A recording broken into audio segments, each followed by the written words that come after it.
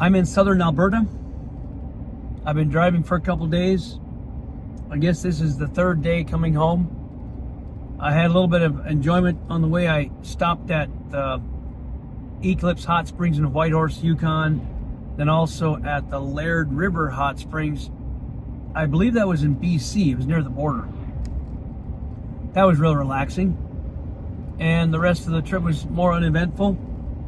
And just got through Calgary, and I'm in south of Calgary right now, and a couple more hours to home. So I thought I'd do a recap of the trip and kind of wrap this up. And I was talking to Rebecca earlier. This is day 11. I think this is the 11th day. I'll be gone 11 days, which is kind of where I planned, about what I planned to be gone. And I miss her and the girls a lot, of course, but it's been a very good journey for me. Lots of time with the Lord, lots of time to think and just be quiet and really just enjoy the travel. It was different for me. I've never taken a trip by myself for this length of time. By myself would have been maybe a few days or so. Usually with a group of somebody on a job or going hunting, but just myself this is different. So I really am thankful for the opportunity, and am thankful for you guys following the journey along as we post the videos. And I was talking to Rebecca, but on the way home I'll probably swing into Meadowlark Log Homes for a minute just to poke in there and see what they're doing. I haven't touched base with them at all since I'm gone, almost nothing. So I'm curious what they're building or what's underneath the pre-assembly when I get home. I'll just stop in for a minute because I want to get home, but I'll pull in there and do a little video of that. I started with Meadowlark, end with Meadowlark, and then we'll see where it goes from here. But I told you I'd do a little review on this truck, so I'll do that right now.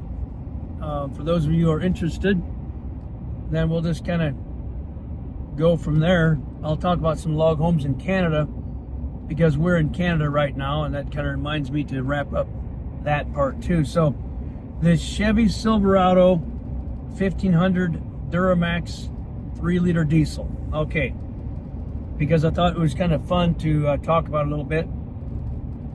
My fuel mileage was not what I was expecting quite, but I understand now, and I'll go over that. So most of the time I was in 4-wheel drive because there was snow on the road about 90% of every mile that I drove. There was snow. It was really cold. Excuse me. So that there was good traction. And yesterday was the first warm day coming out of the Yukon. It went up to just around freezing, and it's right now 50 degrees Fahrenheit. I mean, the snow is melting in southern Canada and Montana. It's been raining. It's been raining today, even here a little bit. So all the ice melted by this morning. The roads were wet but not slippery. So, but on the way up, on most of the trip, excuse me, I had to keep it in 4-wheel drive because I needed the traction. So that didn't help my mileage any. And also when you drive on snow and ice, it's quite a bit worse fuel economy because it's not smooth highway. And today my fuel mileage really picked up from what it was. So let me just look at what I got for the trip. I've got another 150 miles to home. So I drove 5,800 miles, so 5,950.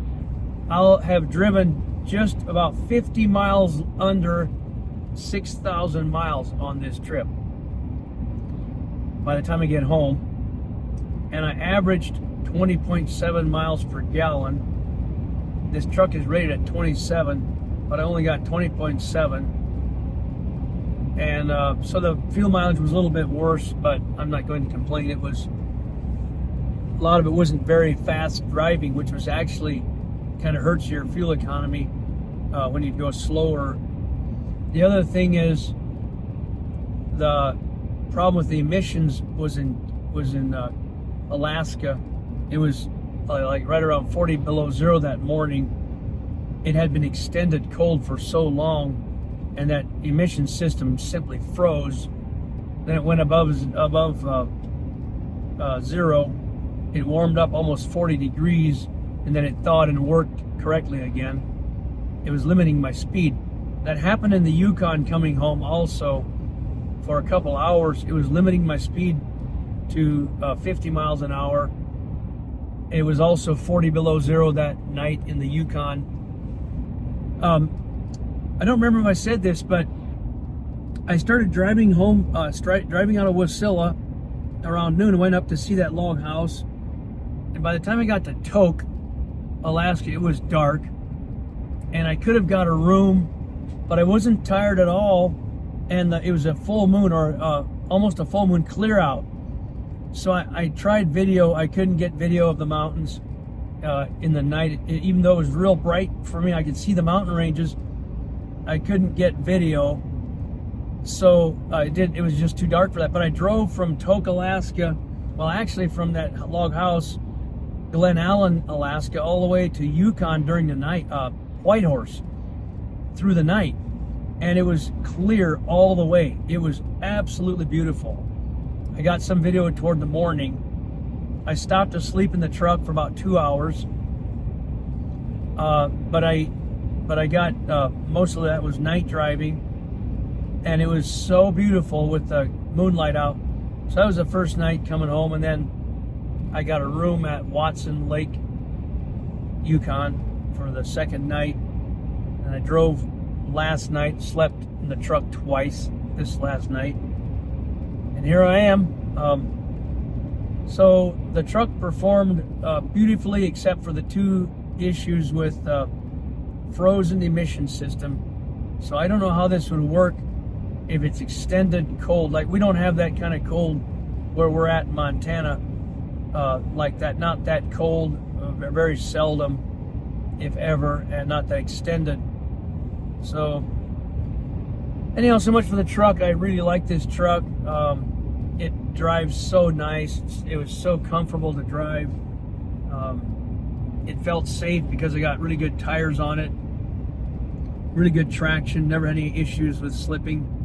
I hit black ice last night or this morning, but I wasn't concerned because I was going a little slower because I was afraid of black ice. It was right around the freezing temperature for about 100 miles. And even on the black ice, I did slide a little bit, but I was, like I said, slowed down enough to where it wasn't dangerous. I stayed totally in control. It slid a little bit back and forth. That happened a few times this morning. I just slowed down, and these tires are excellent on this truck. Really like the tires. They're open range brand of tire. Okay, well, let's switch into something that might be more interesting for some of you others. If I could turn this camera forward, but I can't while I'm driving, but I'm looking out at this mountain range by Pincher Creek, Alberta, and there is a log house that we built just outside of Pincher Creek. And the year that I had my work permit for Canada, I built that house. I see the windmills over there outside of Pincher Creek. The windmills were pretty close to the log house that we built. It's probably 10 or 15 miles away across the prairie there. But that was in 2013 or 2014. Let's see. It was 2013. I built that Meadowlark Rancher in Pincher Creek. I built one on Lake Koocanusa. I built one near Lake Athabasca, north of Edmonton, about 100 kilometers. And then let's see, one in Fernie. Joas built one in Fernie, British Columbia, and then I built one in Canal Flats and Cranbrook, BC, and Canal Flats, BC.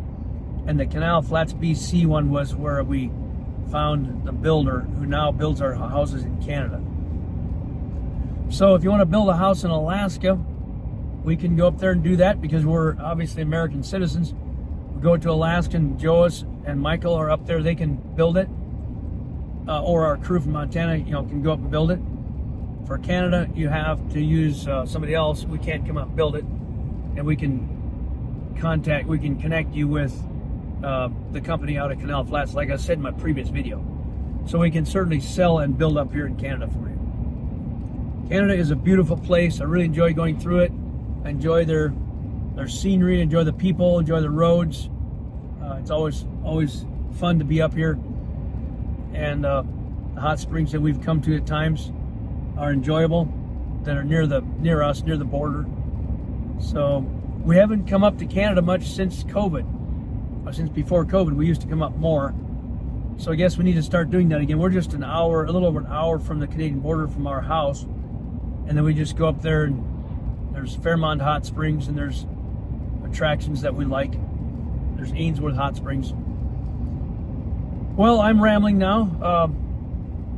Appreciate you guys watching this far. And yeah, I'll get a little clip of me pulling in at home, and maybe some footage along the reservoir of the Lake Koocanusa between Eureka and Libby if it's not too dark. By then, I still got an hour and a half before I get there probably. So, yeah, we'll talk to you guys soon. I got home last night from Alaska and it was dark, so I just didn't take a video, and I thought I'd do it this morning. This is the morning after I got home with the truck. And so the summary was I put on 5,994 miles, 95 miles, 5,995, and I averaged, I think it came out to 20.7 miles per gallon. Okay, so it's been not quite 2 weeks since I'm gone. And if you guys have followed me on the trip, you'll know that I started off my journey to Alaska with a video here at the Meadowlark Log Homes building assembly place. This is the Amish farm to market. I went in there to get my coffee, and my wife and I have to run someone to the airport. But I'll turn this around and I'll show you what they got done. This right here in front of me is the 18 by 24 cabin, the Montana cabin. They just started the day I left.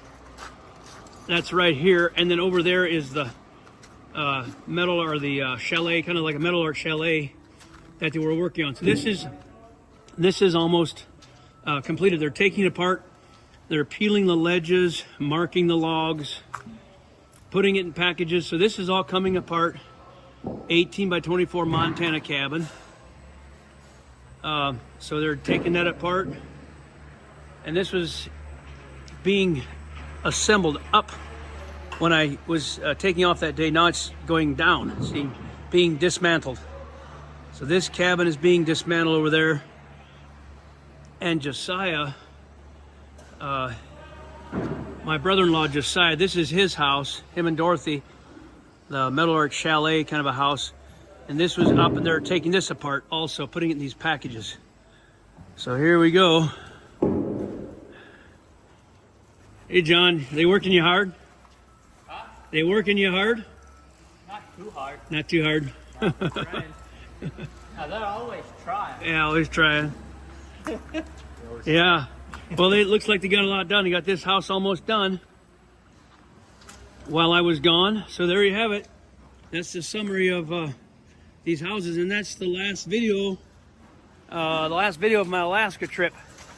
So thanks for following me along on the journey. See you later.